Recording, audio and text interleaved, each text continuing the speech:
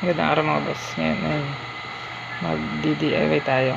Gagawa tayo ng design ng aming kesame. Ayun.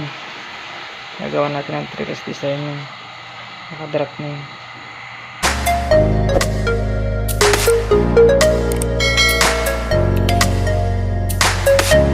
At ang gagamitin po natin ay wall angle at plywood na 1/4. Tapos ang kakailanganin naman na gamit ay ito, grinder pang gayat ng plywood, tapos barena, metro, riveter, gunting, plies, at saka itong blind rivet na 532 by 1/2. At itong mga nakaangle ito mga boss ay doon natin kakabit sa layout natin kanina. Ayun dun sa lapis na yun. Ayun o. So ayun yung isa.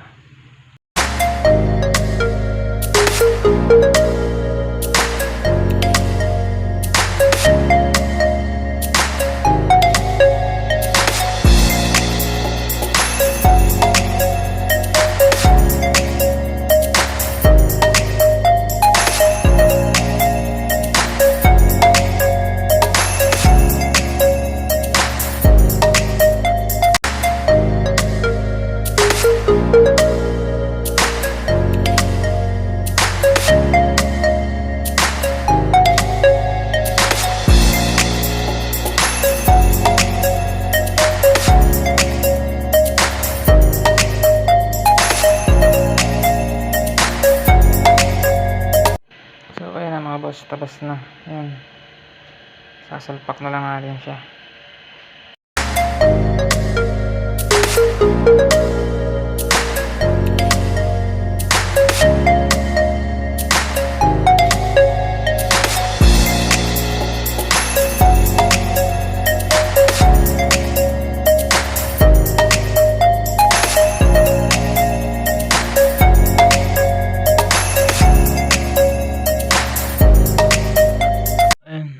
Boss, pag nakabit na natin dalawang sa gilid, ayun, gupit ulit tayo ng wall angle. Ito yung ganitong klase. Naman po isasalpak natin sa ilalim niya dun, sa ilalim na yun.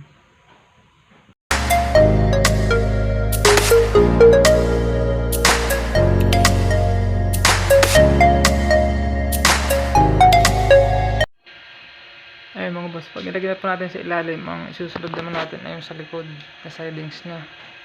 Yan, likod at saka sa harap. Yun na po ang mag-a-align ng kanyang tuwid.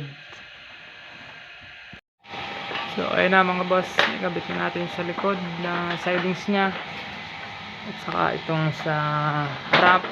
Ayun, ilalim na lang, taklob na lang. At yan, okay na.